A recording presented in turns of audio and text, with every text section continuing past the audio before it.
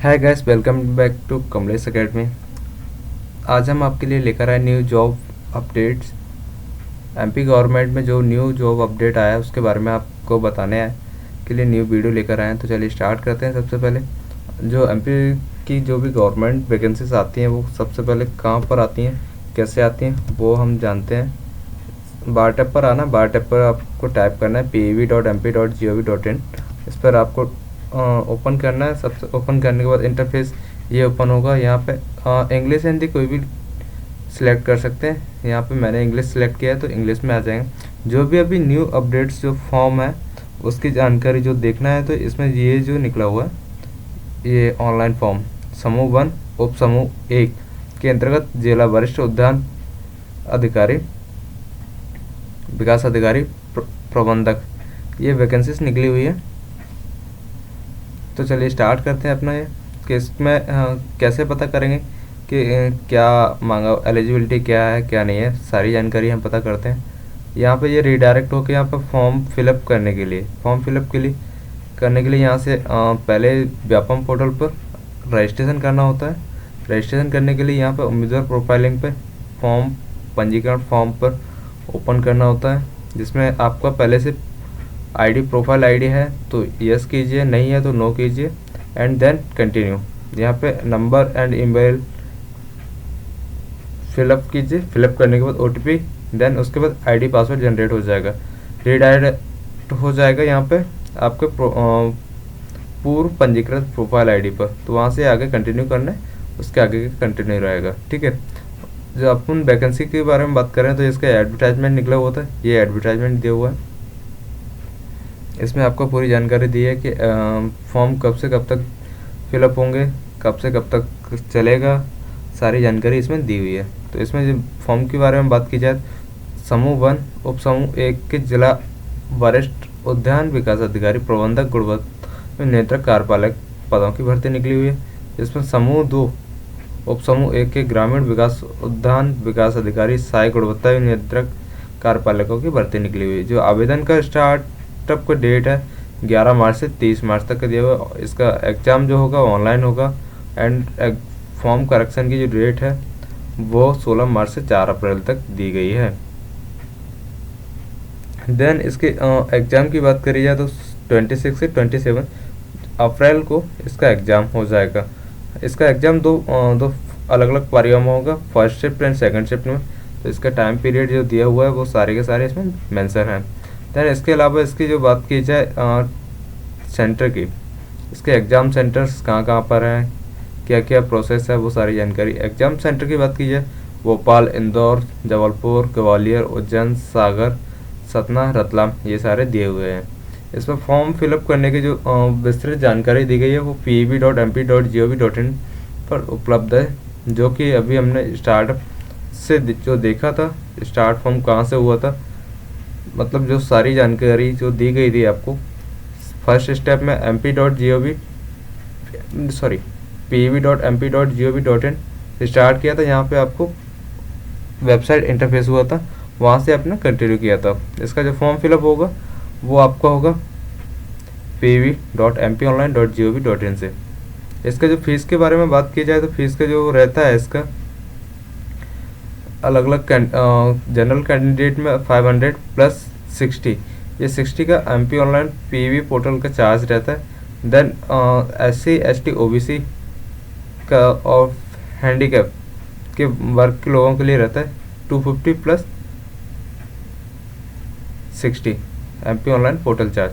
अगर कोई citizen user के माध्यम से करता है तो उसका 20 रुपीज़ पे होता है, उसका 60 रुपये एक्स्ट्रा पे नहीं होगा। दैन इसके आगे की जो बात की जाए, इसमें 2 फॉर्म अप्लाई हो रहे हैं। इसके जो 2 फॉर्म अलग अलग फॉर्म दिए गए, 2 अलग अलग फॉर्म की परीक्षा एक ही आवेदन में की जा रही है। ये अलग अलग परीक्षाओं में योग्यता के अनुसार लिया जा सकता है एंड इसमें अभ्यर्थी का आधार पंजीयन अनिवार्य है।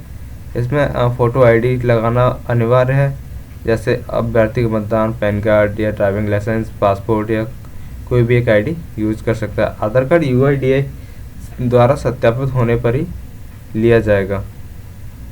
ठीक है। इसके अलावा जो दिया हुआ है। इसके अलावा काफ़ी सारे रूल्स दिए गए हैं, जैसे कि रिपोर्टिंग टाइम तक वैलिडिटी दी जाएगी, एंट्री दी जाएगी, उसके बाद प्रवेश में मान्यता नहीं मिलेगी। इलेक्ट्रॉनिक डिवाइस वगैरह ये सारी चीज़ें लेकर नहीं जाना होगा। बॉल पेन वगैरह ये सारी एडमिट कार्ड के साथ में नहीं लेकर जाना, ये सारी चीज़ें लेकर जाना होता है। तो इसके एलिजिबिलिटी के बारे में जो दिया गया वो अपन नेक्स्ट उसमें बेस में देखेंगे। इसका अभी जो आगे का जो प्रोसेस है वो अभी देखते हैं। ये आपको शॉर्ट नोटिफिकेशन, इसका जो फुल नोटिफिकेशन है उसके ऊपर आता है।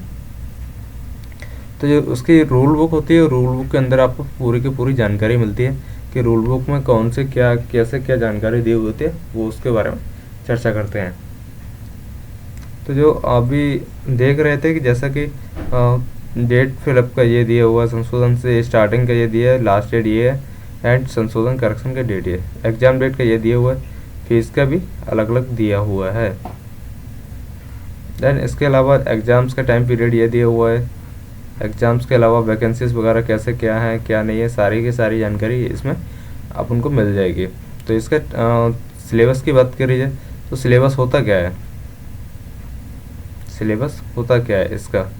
तो इसमें नॉर्मली 200 अंक एक ही पेपर होना है, 200 नंबर का रहेगा, 200 नंबर का रहेगा। इसमें सामान्य ज्ञान, सामान्य हिंदी, सामान्य अंग्रेजी, सामान्य गणित, तार्किक योग्यता, सामान्य विज्ञान एंड कंप्यूटर ज्ञान। देन इसका पार्ट भी है संबंधित विषय पर आधारित प्रश्न। ये दो पार्ट में रहेगा। जो फर्स्ट वाला पार्ट है वो 100 मार्क्स का रहेगा, दूसरा वाला सेकंड जो पार्ट है वो भी 100 मार्क्स का रहेगा। इसमें आपको सिलेबस एंड फॉर्म फिलअप की जो जानकारी वो सारी जानकारी बताई गई है। देन उसके अलावा एज वगैरह, एज क्राइटेरिया क्या है, 18 से 45 साल तक, मिनिमम एज 18 एंड ओवर 45। इसमें ओबीसी SC ST का जो छूट दी जाती है वो 45 साल तक है। वैसे नॉर्मल एज की जो बात की 40 साल तक रहेगी, ठीक है। उसके अलावा उसके आगे का जो टाइम पीरियड का है वो सब आपको बता ही दिया। स्पोर्ट कैटेगरी का अलग दिया हुआ है। एंड इसके आगे का, इसकी जो वैकेंसी की बात की जाए तो MP वेयर हाउसिंग में ये सारे पद दिए हुए हैं। एंड संचालनालय उद्यानिकी एवं प्रक्षेत्र वानिकी भोपाल में ये पद दिए हुए हैं। इसके अलावा अलग अलग पदों में अलग अलग जगह वैकेंसी दी गई है। इसका मेन होता है इसका पोस्ट कोड। पोस्ट कोड क्या है, पोस्ट कोड के अकॉर्डिंग वैकेंसी दी जाती है। इसमें 11 पद है, कैटेगरी वाइज डिवाइडेड है। इसके आगे ये भी अलग अलग दिए हुए हैं, ये सारी वैकेंसीज दी गई हैं। इसके अलावा जो जानकारी होती है इसका सिलेबस का, जो अभी अभी आपको बताया था, सामान्य हिंदी है, सामान्य ज्ञान है, सामान्य हिंदी है, सामान्य अंग्रेजी, सामान्य गणित, सामान्य तार्किक योग्यता, सामान्य विज्ञान, सामान्य कंप्यूटर, ये 7 पार्ट जो दिए गए हैं आपके, ये आपके 100 मार्क्स में। एंड जो संबंधित विषय पर आधारित है वो 100 मार्क्स का, जो टोटल मिला के 200 का हो जाएगा, ठीक है। इसके अलावा आपके जो इसमें मेन पॉइंट का जो रहता है वो रहता है आपका किस श्रेणी के अंतर्गत आता है, ये 3rd श्रेणी के अंतर्गत आता है।